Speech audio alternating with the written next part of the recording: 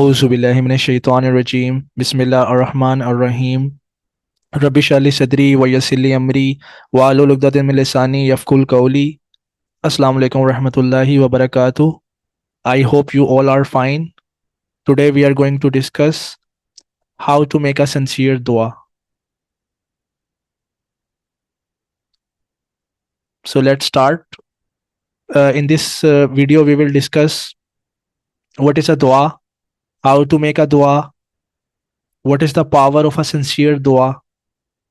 We will also discuss an example of a dua from Holy Quran, and in the end we will discuss what are the best times to make dua. So what is a dua?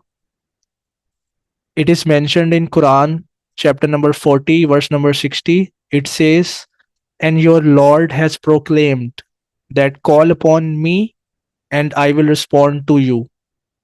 Surely those who are too proud to worship me will enter hell.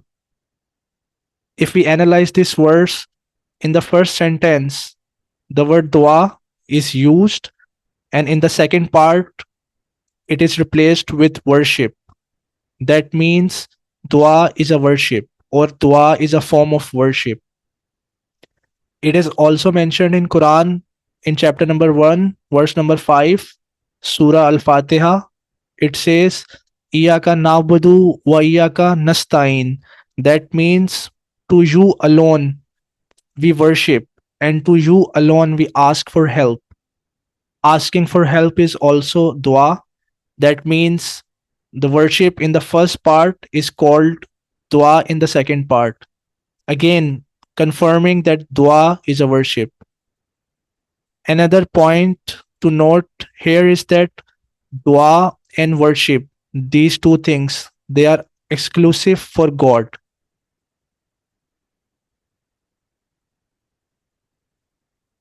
How to make dua?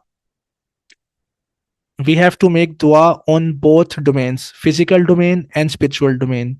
For example, when we make dua from our tongue, it is making dua in physical domain.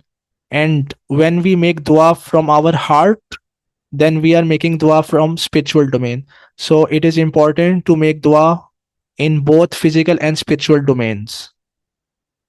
It is further mentioned in Quran chapter number 40, verse number 65.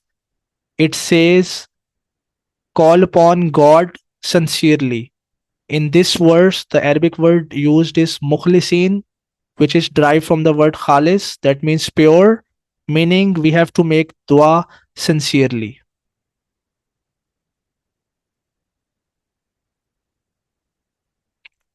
How to make a sincere dua?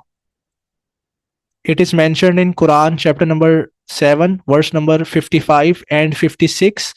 It says, call upon your Lord with humility and in secret. The next verse says, and call upon him with fear and hope. So there are four things which are mentioned. These four things, if added in a dua, it makes it a sincere dua. The first thing is humility, second is secrecy, third is fear of God, and fourth and the most important is hope. And if we combine all four, it makes a sincere dua.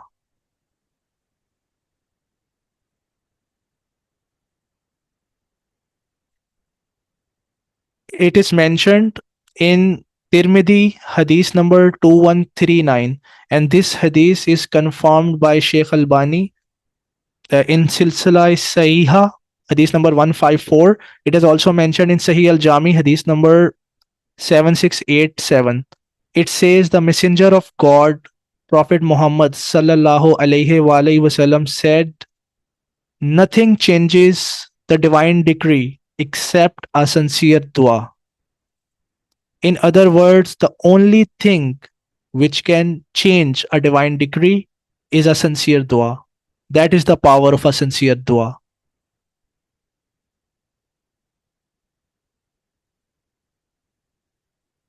Now let's discuss an example from the Holy Quran. we will discuss dua of Prophet Yunus alayhi salam. So it is mentioned in Quran chapter number 37 verse number 140, 41 and 42. It says Prophet Yunus alayhi salam, he was in an overloaded ship, and that ship started to sink in the deep waters. And what happened is that a giant whale, a giant fish, came and swallowed Prophet Yunus alayhi salam. So in the belly of the whale, Prophet Yunus alayhi salam, he made a sincere dua asking for help from God. It is mentioned in Quran chapter number 21 verse number 87. This is the one of the best duas from the Holy Quran. It says La ilaha illa anta subhanaka inni kuntum minas zalimin.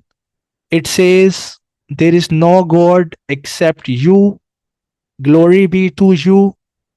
I have been among the wrongdoers. So when Prophet Yunus alayhi salam made this sincere dua, God Almighty accepted his dua and he changed the divine decree. This is confirmed from the Holy Quran itself, as mentioned in Quran chapter number 37, verse number 143 and 144. It says, if Prophet Yunus alayhi salam, had he not made that dua, had he not glorified God, he would certainly remained in the belly of the whale till the day of resurrection. That means there was no way for him to come out from the belly of the whale. The only thing that changed that divine decree was his sincere dua. So let's analyze the dua of Prophet Yunus alayhi salam. We already discussed previously that there are four important things that needs to be present in a sincere dua. That is humility. H is for humility, S is for secrecy, F is for fear, and H is for hope. So when Prophet Yunus alayhi salam, he made the dua from the three veils of darkness. So he was at night time, and there was also under the water there is all darkness, and in the belly of the whale is also darkness.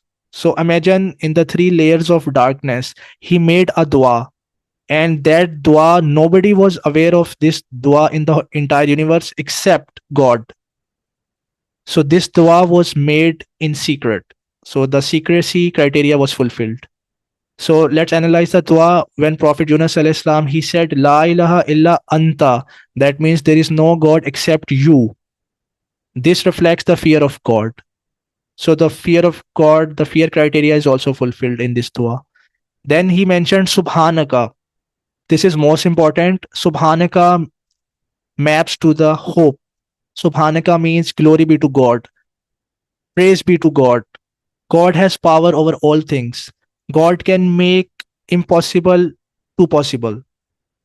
God can ease my difficulty. God can remove this suffering, this pain, whatever problem or issue I'm facing. Only God can give me a way out from this situation. So Subhanaka is the hope. In other words, Prophet Yunus alayhi salam was asking God to help him come out from the belly of the whale, to save him from the belly of the whale. And the last part is Inni kuntum minas zalimin. That means I am among the wrongdoers. That maps to humility. That shows he was asking this dua in a very humble way. So all these four criteria, they were fulfilled in this dua, in this sincere dua, and this sincere dua was accepted by God, and he responded to Prophet Yunus alayhi salam, and God changed the divine decree for Prophet Yunus alayhi salam. So lastly, we will discuss what are the best times to make dua. So we will discuss 5 cases. So it is mentioned in Sahih al-Bukhari, hadith number 1145, that in the last one third of every night, God descends to the nearest or the first heaven. That means in the last one third of every night, we are more near to God physically. So that is why it is best time to make dua. Secondly, it is mentioned in Abu Dawud hadith number 521 that between azan and ikama, this is also one of the best times to make dua. And the reason is that we are waiting for salah to start, and that is one of the times where we can focus and we can ask God sincerely. Thirdly, it is mentioned in Sahih Muslim hadith number 482 that while in sujood, we should make dua. In other words, in the form of sajda, when we are in sajda, that is the best place to make dua because we are spiritually very near to God Almighty. Another example is when we are traveling, that is also one of the best situation where we should make sincere dua because as mentioned in Tirmidhi hadith number 1905 that when we are traveling we are more near to God because we can reflect more on our purpose of life. We can understand the temporary nature of our life. Our life is also a journey. So while we are making a short trip, it is like we can focus more and we can think about our whole life is also like a journey and we are in a form of traveling. So we should make a lot of duas while we are traveling. And lastly, it is mentioned in Abu Dawud hadith number 2540 that when it is raining, we should make dua because raining means it's a mercy from God. So we should make lots of duas when it is raining.